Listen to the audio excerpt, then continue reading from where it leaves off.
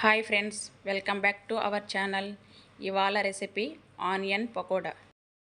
కావాల్సిన పదార్థాలు: 1/2 kg onions, 2 కప్పులు శనగపిండి, 1/2 కప్పు బియ్యపు పిండి, కొద్దిగా కరివేపాకు, ధనియాల పొడి, జీలకర్ర పొడి, కాస్త కారం, అల్లం వెల్లుల్లి పేస్టు, 3 పచ్చిమిరపకాయలు. ముందుగా ఆనియన్స్ని ఈ విధంగా కట్ చేసుకోవాలి. మరీ సన్నగా కాకుండా మీడియంగా కట్ చేసుకోవాలి.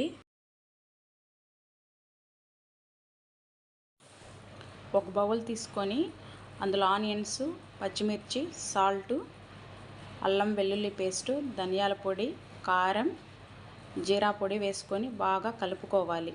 అందులో తేమ వచ్చేదాకా కలుపుకోవాలి. అంటే మనం వేసే పిండికి ఆ తడి సరిపోవాలి. అప్పటి వరకు కొంచెంసేపు కలుపుకోవాలి ఆనియన్స్.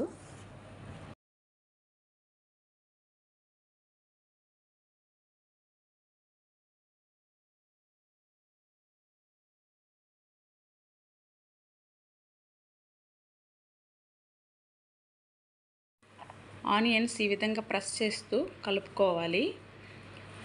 దాంట్లో వచ్చే తేమకి మనం వేసే పిండికి సరిపోయేట్టుగా చూసుకోవాలి. కొద్ది కొద్దిగా పిండి వేసుకుంటూ కలుపుకోవాలి. 1/2 kg ఆనియన్స్కి నేనైతే 2 కప్పుల పిండికి పైగానే కలిపాను.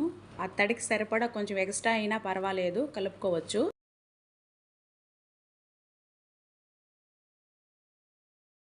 బియ్యం పిండి కాస్త తక్కువగానే వేసి కలుపుకోండి, లేకపోతే ఎక్కువ క్రిస్పీగా అయిపోయిందంటే మాడిపోతుంది పకోడా. ఆయిల్ ఎక్కువ హీట్ కాకుండా చూసుకోవాలి. పకోడా ఈ విధంగా విడివిడిగా వేసుకోవాలి.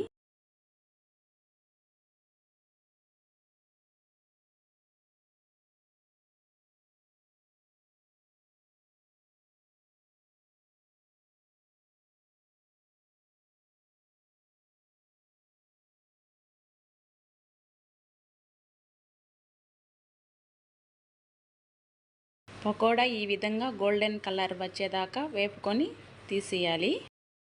ఎక్కువగా వేపుకున్నామంటే చేదు వచ్చేస్తుంది. మళ్ళీ ఇంకొకసారి అదే విధంగా వేసుకున్నాము. సైడ్ డిష్ ఏమీ లేనప్పుడు ఈ విధంగా చేసుకున్నామంటే పప్పుచారులోకి చాలా బాగుంటుంది నంచుకోవటానికి. అదే నూనెలో కాస్త కరివేపాకు వేపుకోవాలి.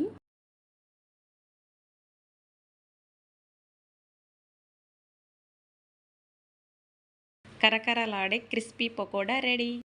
ఈ రెసిపీ మీకు నచ్చినట్లయితే లైక్ చేయండి, షేర్ చేయండి అండ్ సబ్స్క్రైబ్ చేయండి.